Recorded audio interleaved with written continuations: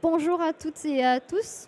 Je suis très contente de savoir qu'on a du monde pour la conférence du démonstrateur agrivoltaïque de Poisy. Je vous propose dans un premier temps qu'on se présente pour que vous sachiez un peu qui on est et qu'est-ce qu'on fait un peu chacun dans nos structures. Et ensuite, je vous propose qu'on commence à présenter le démonstrateur agrivoltaïque de Poisy. Donc pour ma part, je suis Apolline Turnel, je suis responsable du pôle agrivoltaïque chez Voltalia. Et donc voilà, je coordonne toutes les études techniques sur les projets agrivoltaïques que porte Voltalia et dont le démonstrateur agrivoltaïque de Poisy. Bien, bonjour à tous. Donc Florent Belleville, producteur de lait et de viande sur le bassin annécien dans le département de la Haute-Savoie. Élu secrétaire général de ma chambre d'agriculture et à ce titre-là aussi président du centre d'élevage de Poisy, qui est l'organisme de formation support du projet et du partenariat avec Voltalia. Marianne Dazemar, donc chargée d'études à l'Institut de l'élevage au sein du service fourrage et pastoralisme. Donc je présenterai l'Institut après, je crois que tu as une diapo là-dessus. Voilà, donc nous, en tant qu'institut technique, on est là pour éclairer les questions de recherche posées par l'agrivoltaïsme et c'est pour ça qu'on s'est associé à Voltalia. Donc, je vais vous présenter le sommaire qu'on va voir sur cette heure, donc pour vous confirmer l'intérêt que vous aurez pour Poisy. Donc, dans un premier temps, je vais vous expliquer les raisons pour lesquelles nous avons fait le choix de lancer ce projet de R&D. Ensuite, donc, on va prendre le temps de présenter chacun des partenaires et des structures qui nous accompagnent sur ce projet-là. Et enfin, on va faire un focus sur le protocole agronomique et zootechnique qui est mis en place sur le projet. Donc, dans un premier temps, je vais juste faire un petit focus sur Voltalia. Donc, Voltalia, c'est une société d'énergie renouvelable 100% verte. On est producteur d'électricité sur les parties éoliennes, solaires, biomasse et hydroélectricité. On est une société qui est internationale avec un groupe français qui est porté par le groupe Mullier. On a à peu près 1500 collaborateurs répartis sur l'international et à peu près 150 personnes en France. Aujourd'hui, donc, il faut savoir que Voltalia a son propre pôle agrivoltaïque, c'est-à-dire qu'on a internalisé la compétence sur la partie agri. On est 3 chargés d'études agrivoltaïques répartis sur la France, avec une personne à Aix, une personne à Lyon et une personne à Nantes. Et chacun de nos projets agrivoltaïques sont portés par des chargés d'études agrivoltaïques et un chef de projet, ce qui fait que tous nos projets sont développés en synergie entre une production énergétique et une production agricole. À savoir que Voltalia a développé donc son propre pôle agrivoltaïque à partir de 2018. Et donc aujourd'hui, on a quand même une certaine expertise d'à peu près 6 ans sur ce domaine d'activité.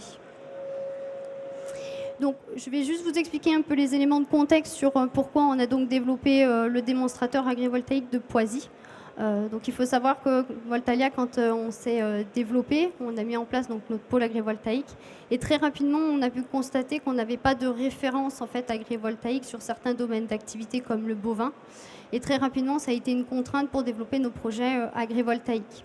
Donc les constats étaient qu'on n'avait pas de structuriste qui avait de compétences sur le volet bovin. On n'avait pas de retour d'expérience sur les interactions entre un système bovin et énergétique. Et on constatait qu'on avait d'autant plus de demandes aussi de la part des éleveurs qui connaissaient des problématiques sur leur exploitation. Et donc par conséquent, c'est comme ça que le démonstrateur agrivoltaïque de Poisy est né, où on a voulu apporter des réponses à la filière et aussi avoir des projets qui avaient d'autant plus de sens dans le cadre de nos développements. Donc, je vais laisser la parole à l'Institut de l'élevage pour qu'il puisse se présenter. Oui, donc l'Institut de l'élevage, donc Institut de recherche appliquée. Donc on est une association qui a vocation à participer au maintien et à la durabilité des filières en élevage, donc uniquement des filières de ruminants. Donc on construit des références, on construit des outils. Donc pour vous donner une idée de notre structure, on est 350 salariés en France, répartis dans tous les grands bassins de l'élevage. Et on travaille toutes les thématiques liées à l'élevage de ruminants, que ce soit du coup la production de prairies, les aspects génétiques, organisation du travail, qualité des produits et système d'exploitation. Voilà. Et sur l'agrivoltaïsme, donc nous on a été sollicités assez tôt finalement, dès 2018-2019, lorsque le terme est sorti et lorsqu'il a été laissé la possibilité de construire des centrales du coup sur des terrains agricoles. Et on a été contacté par des entreprises qui étaient à la recherche de réponses sur finalement qu'est-ce que c'est de construire une centrale qui est adaptée à l'élevage. Donc c'est comme ça qu'on s'est approprié cette question. Et donc ça nous a amené à réfléchir, à rédiger un guide sur l'agrivoltaïsme appliqué à l'élevage des ruminants. Est-ce que vous m'entendez bien ou pas? Oui. Et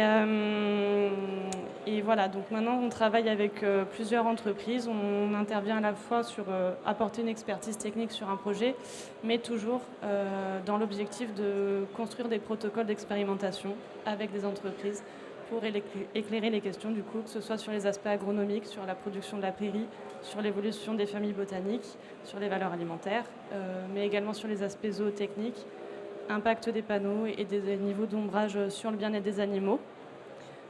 On aimerait aussi éclairer des questions un peu plus autour de l'organisation du travail et aussi sur des aspects technico-économiques.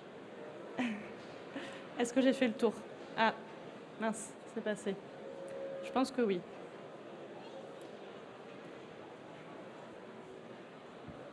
Bien, à mon tour de vous présenter donc le support, le centre d'élevage Lucien Bizet de Poisy. Donc le centre d'élevage, en fait, c'est ce qu'on appelle un OIER, hein, c'est un organisme inter-chambre d'agriculture, issu du réseau des chambres d'agriculture. Donc c'est sa structuration juridique, mais avant tout, on est un centre de formation pour les jeunes. On est une école d'agriculture, on a cette année 128 apprenants. Notre particularité, c'est que nos jeunes, ils apprennent par la pratique, donc ils sont tous présents sur l'exploitation, par module, etc. Donc c'est très important, c'est ce qui nous démarque un petit peu des autres centres de formation.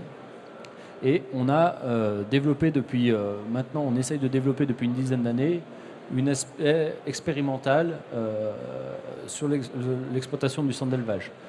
Et c'est vrai que depuis 2022, on fera l'AG constitutive le 20 octobre, avec l'inauguration de Prism, qui est une association ferme d'innovation avec l'Institut de l'élevage, la région Bourgogne-Franche-Comté, et qui va faire devenir au centre d'élevage de Poisy la 5e ferme expérimentale française, donc la seule sur l'est du pays, donc c'est très important.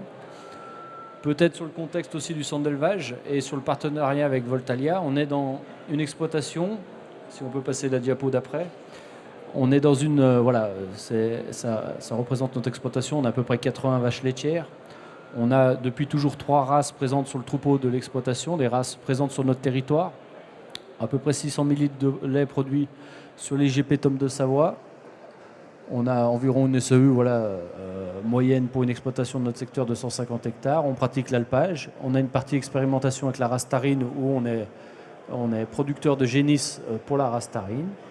Et si vous voulez, c'est vrai que dans notre contexte, on est dans une zone très périurbaine et se pose la problématique et la gestion du foncier et du coup la concurrence entre production alimentaire et production d'énergie. C'est une question que notamment au niveau de la profession agricole qui revient souvent sur le tapis, sur comment on peut allier les deux, comment on n'est pas en concurrence. Et c'est vrai qu'au niveau de la Chambre d'agriculture, à travers le centre d'élevage, on a poussé aussi le partenariat avec Voltalia pour avoir des données, pour avoir de l'expérimentation, pour avoir un projet sur des bases solides, avec, on présentera le protocole un petit peu après, mais mesures d'herbe, etc., pour qu'on sache de quoi on parle et que demain, quand on a d'autres projets qui vont sortir, on sache quoi en penser, quoi en dire, et si ça marche, pouvoir les pousser. Du coup, je vous propose de poursuivre sur le protocole et le prototype qui est mis en place sur le centre d'élevage de Poisy. Donc, dans un premier temps, je vais juste vous parler du contexte des expérimentations pour vous expliquer un peu le démonstrateur, comment il va être organisé et que vous ayez tous les éléments pour comprendre le protocole agronomique qui y sera associé. Donc, dans un premier temps, il faut savoir que la parcelle qui sera étudiée fera globalement 1,4 hectares, mais ce ne sera pas 1,4 hectares qui seront équipés. La zone sera dédiée en 2 zones distinctes, c'est-à-dire une zone expérimentale et une zone témoin. Donc, elles feront à peu près la même surface chacune, qui est équivalent à peu près à 7000 m², sachant que la zone équipée sur laquelle, si on avait une projection des panneaux, on est à peu près à 1400 m² projetés au sol. Au niveau de ses caractéristiques, c'est une petite centrale solaire qui est équivalente à 250 kg. Donc on n'est pas sur un projet dimensionnant, c'est vraiment dédié à de la R&D pour apporter de la valeur ajoutée au niveau de l'expérience agrivoltaïque qu'on a. On a à peu près 6 rangées de panneaux qui seront en fait définies par différentes hauteurs. L'objectif, c'était de vérifier aussi quelle était la hauteur la plus adaptée pour développer des projets agrivoltaïques. Donc les 3 hauteurs qui seront proposées, c'est 1,80 m, 2 m et 2,20 m. Donc il y aura 2 rangées de panneaux solaires systématiquement pour chaque hauteur. On a décidé de proposer un retrait par rapport à la clôture de 10 mètres pour permettre de réaliser les interventions techniques, et l'interrang est à peu près de 6 mètres, ce qui fait un pitch à peu près de 10 mètres et quelques sur la centrale. Voilà, chaque rangée fera à peu près 50 mètres pour vous donner un ordre d'idée. Et donc l'objectif, c'est quand même d'avoir une clôture qui sera située entre la zone témoin et la zone expérimentale pour avoir 2 lots de bovins étudiés et pouvoir vérifier en fait s'il y a des différences entre les 2 systèmes. Donc là, je vous propose de regarder donc, ce schéma, donc permet de rappeler les différentes hauteurs qui sont proposées sur le démonstrateur agrivoltaïque de Poisy, qui, je le rappelle, sera de 1,80 m, 2 m et 2,20 m avec 2 rangées de panneaux systématiquement, sachant qu'on ne restreint pas la mécanisation. Le passage des machines est possible sur la centrale agrivoltaïque. Aujourd'hui, au niveau du calendrier, donc on est plutôt en phase de financement chez Voltalia. On est en train de regarder le chiffrage du protocole agronomique de la construction, avec un passage en comité d'investissement d'ici la fin d'année pour une construction l'année prochaine, avec, on espère, une entrée en service au printemps prochain pour une mise à l'herbe des bovins en juin prochain. Le suivi agronomique qui est prévu est à peu près de 5 ans aujourd'hui, donc on ne se met pas de barrière et on pourrait éventuellement voir un protocole qui pourrait se prolonger sur 10 ans. Ça reste à discuter avec nos différents partenaires en fonction des besoins aussi de la filière, mais aujourd'hui on est sur un protocole à peu près de 5 années. Sachant qu'on est passé en CDPNAF, donc avec un avis favorable sur le territoire, et que l'objectif c'est aussi d'avoir un COPIL, donc un comité de pilotage qui sera mis en place avec différents acteurs comme le centre d'élevage, la DDT, les chambres d'agriculture, et de discuter ensemble aussi des résultats annuels que nous aurons pour voir ce qu'on peut faire aussi comme axe d'amélioration au niveau du protocole. Donc, concernant les axes de recherche sur le démonstrateur agrivoltaïque, donc un des premiers points sur lequel on va travailler, ça va être le volet plutôt zootechnique, donc l'évaluation du comportement et du bien-être animal. Donc il faut savoir que le centre d'élevage a à peu près 80 vaches laitières. Aujourd'hui, au vu de la taille de la parcelle, l'objectif ne serait pas forcément de mettre tous les individus sur la parcelle de 1,4 hectare. Ça reste encore en discussion, on serait plutôt sur une quinzaine, voire une vingtaine d'individus par zone identifiée, donc la zone expérimentale et la zone témoin. C'est un sujet qui reste encore en suspens. Et l'objectif, ce serait d'avoir donc 2 lots qui seraient répartis entre la zone témoin et expérimentale pour voir un peu les interactions qu'il y a entre les 2 individus, entre les 2 zones par rapport aux individus. Donc la population qui sera étudiée, ce sera une population de vaches laitières en production, sur lesquelles l'objectif n'est pas de modifier le système existant. Donc le fonctionnement sur l'exploitation restera identique à ce qui est existant. Donc on a un pâturage tournant qui est présent sur l'exploitation. Et donc l'objectif, c'est d'avoir ces animaux qui seront présents en grande moyenne en 2 jours et 2 jours et demi sur la parcelle, avec une activité de traite le matin et le soir. Et donc le fonctionnement restera identique malgré la présence du démonstrateur. Et l'objectif, c'est de voir les interactions qu'on aura avec cette centrale agrivoltaïque. Donc, il y aura un protocole zootechnique qui est mis en place, avec 2 éthologues qui seront présents continuellement, un sur la zone expérimentale et un sur la zone témoin, pour vérifier le comportement des individus. L'objectif, c'est de faire des prises de données pour voir comment les animaux interagissent sur la parcelle, au niveau de l'alimentation, de la rumination, les activités de grattage, voir aussi s'il y a des mauvaises interactions par rapport aux panneaux, s'il y a des ajustements que nous devons apporter. Parce que l'objectif, c'est que Poisy soit une source d'apprentissage pour l'entièreté de la filière, que ce soit photovoltaïque ou bien agricole. L'objectif, c'est qu'on en sorte grandi en quelque sorte de cette expérience et surtout qu'on puisse faire les bons ajustements par rapport à la centrale. Est-ce que tu veux... T'as tout dit déjà, c'est très clair. Juste pour compléter, du coup, c'est vrai qu'on est sur un prototype, donc on ne peut pas tout faire. On aurait aimé faire aussi l'impact sur la production laitière, sur ce genre de choses, mais du coup, on s'est limité au comportement des animaux. Nous, à l'Institut de l'élevage, on a des protocoles en interne, on est habitué à faire ça, à du coup étudier le comportement dans une parcelle, des animaux dans une parcelle, et du coup, en fonction de leurs différentes phases, rumination, repas, rumination, repos, voilà. Regardez du coup si les conditions dans lesquelles ils sont bénéfiques et quels peuvent être les impacts de ces conditions de logement. Voilà, c'était le seul complément que j'avais à apporter, je crois. C'est moi du coup ça. Ok. Donc du coup, alors c'est assez exceptionnel. Nous, d'habitude, pour mesurer l'impact du coup des panneaux sur la production herbagère, on est surtout sur une méthode de prélèvement. C'est ce qu'on va présenter après. Non, mais c'était juste pour dire que pour une fois, on va pouvoir faire des mesures à l'herbomètre et qu'on est satisfait de pouvoir faire ça. Dans le sens où dans tous nos protocoles, du coup, on aura des données sur les rendements. Mais là, du coup, grâce aux mesures à l'herbomètre, on va pouvoir du coup avoir des informations également sur la notion de croissance, qui est également très importante du coup quand on est sur de la gestion herbagère et qui impacte du coup toute la gestion du pâturage au printemps, mais de plus en plus, et notamment avec des projets agrivoltaïques, probablement, l'été et l'automne.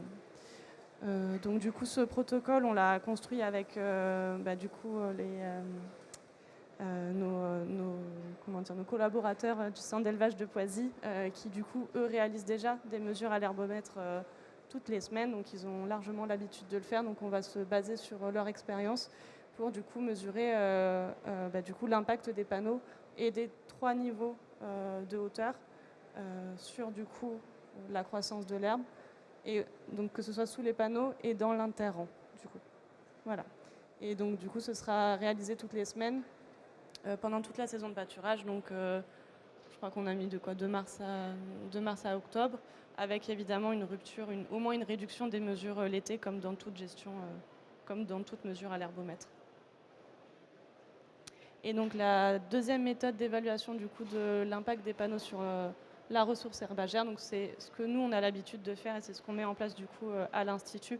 Donc la méthode des cadras, où en fait on met en défend sous les panneaux, du coup on met en défend des rangées d'herbes, et on réalise du coup des prélèvements à peu près toutes les 3 semaines, donc pareil, du démarrage de l'herbe jusqu'à la fin de la saison, et donc pour simuler en fait un pâturage qui est du coup en fait qui correspond aux conditions d'exploitation d'une centrale. On réalise du coup des prélèvements d'herbe, donc on réalise du coup des prélèvements d'herbe donc sous les panneaux et dans l'interrang. Il manquerait du coup également la fameuse troisième zone d'ombrage, mais bon, on ne peut pas tout faire, donc du coup on sera sur 2 zones étudiées. Avec du coup pour des questions de répétabilité et fiabilité, 3 répétitions par hauteur de panneau et 3 répétitions dans la zone témoin. Donc globalement on avait estimé à 9 prélèvements. Ouais. Ça correspondait à des prélèvements du coup du démarrage à 200-300 degrés jour à octobre. Et ensuite on a prévu également de faire des analyses de valeur alimentaire et des comptages de familles botaniques à 4 périodes qui nous semblent être les plus pertinentes. Donc démarrage de la pousse, pleine croissance, été et automne.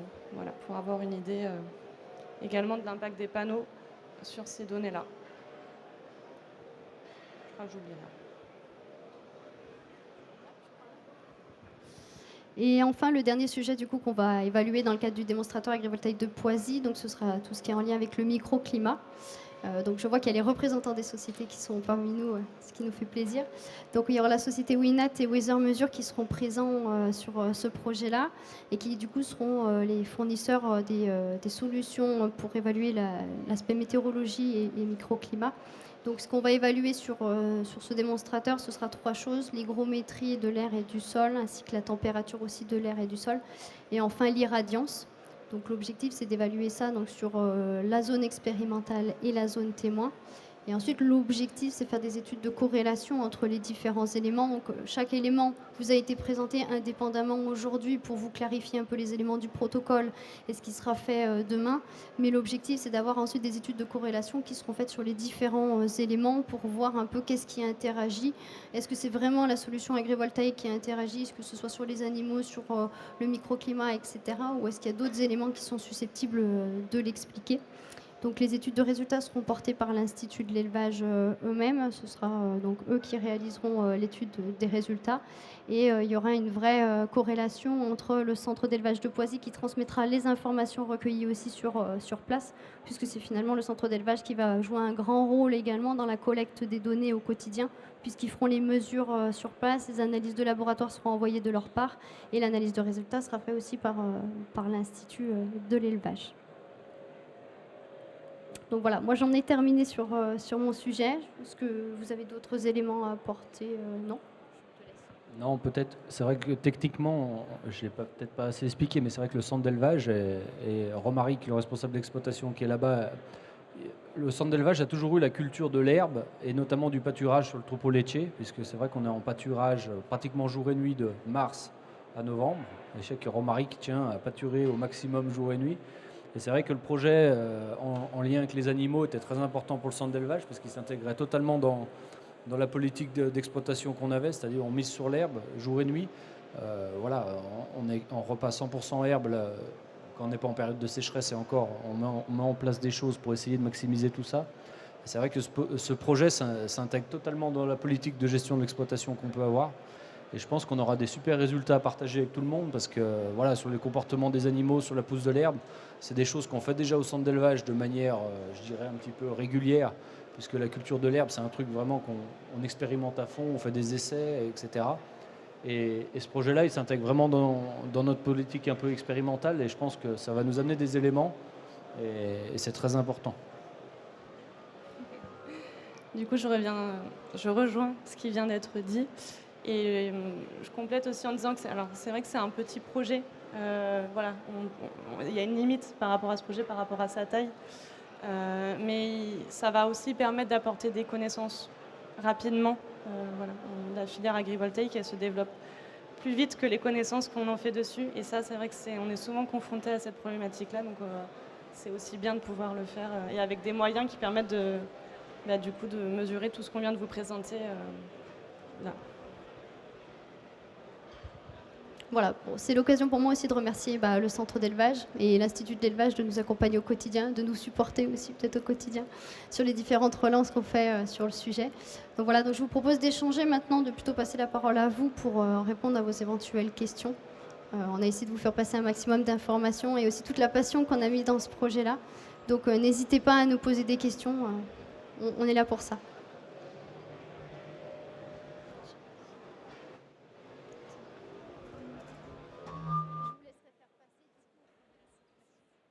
Oui, juste deux petites questions. Une technique, du coup je comprends que c'est le choix technique, c'est du fixe. Est-ce que c'est du 2V, du 3V parce que ça a un énorme impact sur l'ombrage et aussi la répartition de l'eau par rapport à la pousse de l'herbe, d'une part. Et d'autre part, du coup, c'est une prairie permanente qui est en parcours de la laiterie ou enfin, ça sera chargé en permanence ou ça sera en prairie tournante, comme ça peut être fait plus habituellement pour les laitières? Alors, pour la première question, je vais peut-être répondre. Je vois que Romaric est juste à côté, donc je ne sais pas si Romaric voudra apporter des compléments. Donc, sur la première question par rapport au dimensionnement, donc on sera sur du 4H pour répondre à la question par rapport à l'eau. Parce qu'en effet, on avait étudié la solution du 2V initialement, simplement, ça fait des lames d'eau lorsqu'il y a une certaine pluie qui est présente. Donc, on sera sur du 4H. Et sur la gestion de la prairie, je vais peut-être laisser répondre Romaric, qui sera certainement bien meilleur que moi sur la question. Merci beaucoup. Bonsoir à tous. C'est une prairie temporaire.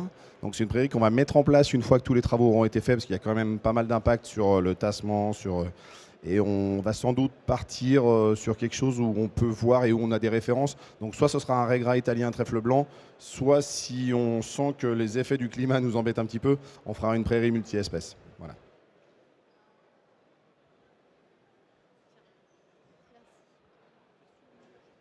Est-ce qu'il y a d'autres questions peut-être? Je ne sais pas.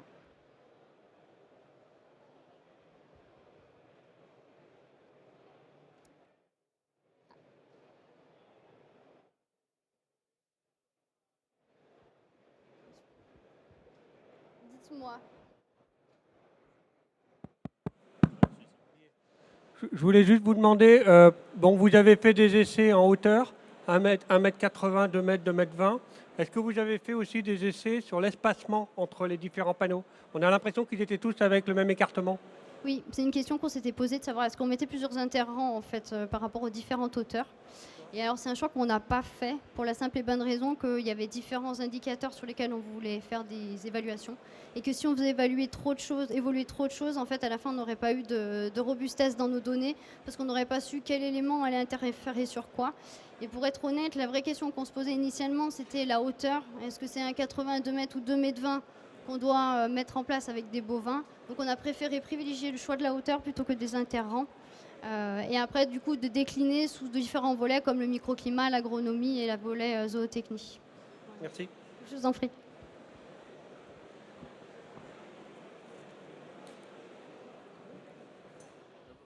Par hasard. Juste une réflexion, moi ça fait un demi-siècle que je me suis installé et au cours de mon parcours j'en ai vu des choses.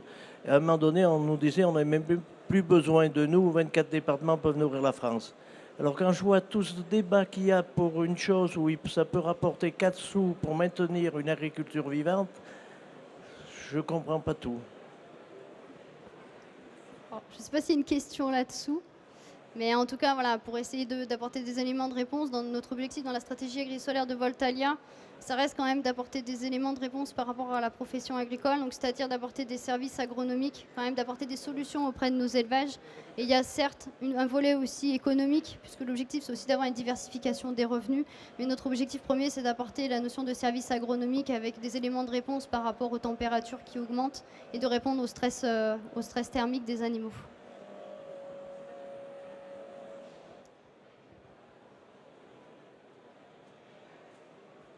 D'autres questions Pardon, excusez-moi. Alors, j'ai loupé le début, mais là, c'est un petit prototype de quelques... Oui, 250 kilos, 250 exactement. kilos. Et donc après, le but, c'est d'avoir un projet sur plusieurs hectares ou Alors, dans le cadre de la démonstrateur agrivoltaïque de Poisy, c'est vraiment un projet de pilote expérimental. Il n'y a pas de gros projet derrière associé, si c'était l'objet de la question. Sur ce projet-là, non, mais je veux dire de manière générale pour Voltalia, ou ça va vous servir pour d'autres développements de projets? Oui, complètement. Donc le démonstrateur agrivoltaïque de Poisy, en fait, c'est comme une source de données pour nous. L'objectif, en fait, c'est d'avoir une sorte de pilote sur lequel on se pose tout un tas d'interrogations auxquelles on n'a pas les réponses aujourd'hui. L'objectif, c'est d'acquérir un premier élément de réponse pour que demain, quand on développe nos centrales qui seront un peu plus dimensionnantes, on ait déjà un retour d'expérience et en quelque sorte qu'on n'ait pas fait les erreurs sur des centrales, on va dire, plus industrielles, plus importantes et qui seraient contraignantes pour nos agriculteurs. Donc on prend le risque de se tromper, on va dire, sur un démonstrateur qui aura un impact limité et qui vise aussi à apprendre auprès du centre d'élevage et qui a un format aussi pédagogique. Et demain, du coup, ce premier retour d'expérience permettra de corriger et de s'améliorer pour la suite. En tout cas, par rapport au département de la Savoie et de la Haute-Savoie, il n'y a pas d'autres projets qui sont portés, en tout cas par Voltalia. C'est simplement ce démonstrateur agrivoltaïque. Merci. Je vous en prie.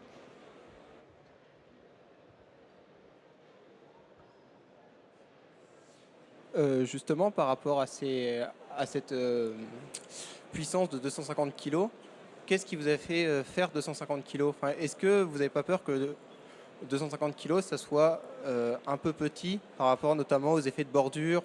Et du coup, qu'est-ce qui a fait que vous dites ça va être représentatif d'une situation, d'un projet à plus grande échelle? Alors aujourd'hui, on en est conscient que le 250 kg qui représente en fait 7000 m², c'est très petit. Ça a été une des questions qu'on s'est posées avec le centre d'élevage et l'Institut centre d'élevage et de l'Institut de l'élevage, où vraiment c'était limitant d'avoir cette petite taille. Malheureusement, en fait, le sujet des contraintes administratives repoussait le projet si on basculait sur des échelles beaucoup plus importantes, parce qu'on était sur un permis de construire et du coup, au final, ça aurait servi à rien de faire cette expérimentation. Donc on a pris le parti pris de se dire on va sur quelque chose de beaucoup plus petit sur lequel on a un risque d'avoir des effets de bord, mais d'avoir quand même des éléments de réponse qui sont quand même s'ils sont tout petits, nous permettront d'évoluer sur notre système de développement de nos projets agrivoltaïques. Donc on en est conscient, on sait que ces résultats-là ne permettront pas d'avoir, on va dire, la science infuse sur le système bovin, on n'en aura pas, c'est pas du tout la prétention qu'on en a. Pour autant, ça permettra d'apporter des premiers éléments de réponse qui pourront être vérifiés, parce que je sais qu'il y a d'autres développeurs qui sont peut-être présents ici aujourd'hui, qui développent également des démonstrateurs agrivoltaïques. Et l'objectif, en fait, c'est de lancer une dynamique sur la création de données pour que demain, on puisse confronter aussi nos données à celles de d'autres démonstrateurs agrivoltaïques qui seront peut-être plus grands ou de la même taille, et donc d'apprendre petit à petit sur ces systèmes-là.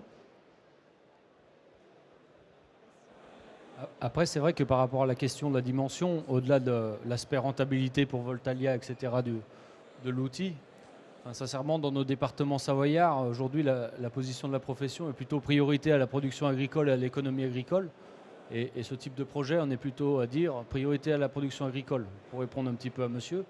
Donc c'est plutôt une fin de non-recevoir au démarrage, et c'est pour ça que ne faut pas rester bête et inculte. On s'est dit il faut mieux mener une expérimentation concrète avec des éléments factuels, de dire est-ce que c'est compatible de faire du photovoltaïque au sol avec de la production agricole. Et c'est pour ça que, bon, évidemment, notre outil c'est le centre d'élevage, on s'est greffé sur le centre d'élevage pour faire cette expérimentation, mais c'est aussi pour avoir des éléments au niveau agricole, de dire c'est compatible sous certaines conditions, sur certains critères techniques, etc. Mais on ne peut pas rester non plus sans les éléments pour se positionner ad vitam aeternam, plutôt contre, entre guillemets. Donc voilà, on a amené ce projet. Après, la taille qu'il a, effectivement, on aurait pu faire plus grand, on a des contraintes foncières aussi, etc.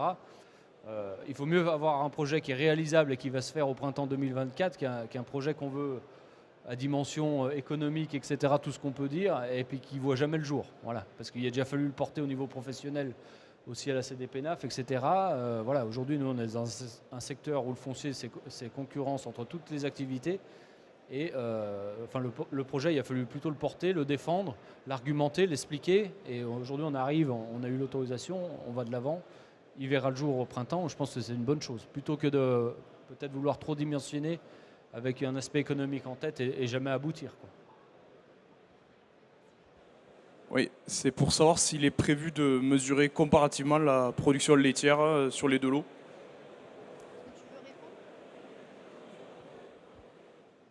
Alors, on en avait parlé au début de mesurer l'impact sur la production laitière, mais en fait, c'est argent ce qui vient d'être dit, c'est-à-dire qu'en fait, il aurait fallu conduire vraiment deux lots différents dans les mêmes conditions, sauf que là, en fait, le temps de présence sur la parcelle, il est pas suffisamment important pour pouvoir vraiment mesurer l'impact sur la production. Donc, on a abandonné ce critère-là. Voilà, on s'est limité vraiment au comportement, ce qui est déjà plutôt pas mal. Mais bon, c'est quelque chose qu'il faudra travailler. Tu veux compléter ?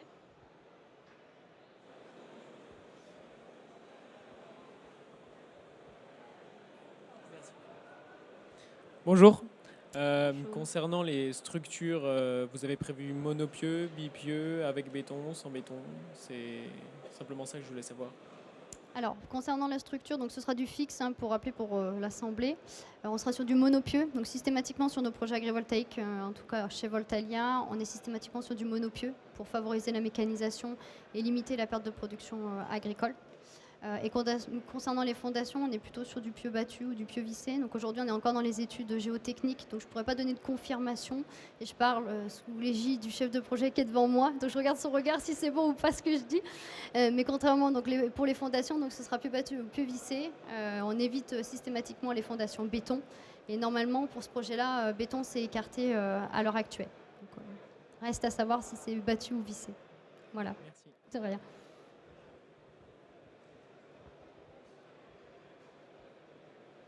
Est-ce que vous avez d'autres questions éventuellement? On a encore le temps, donc n'hésitez pas.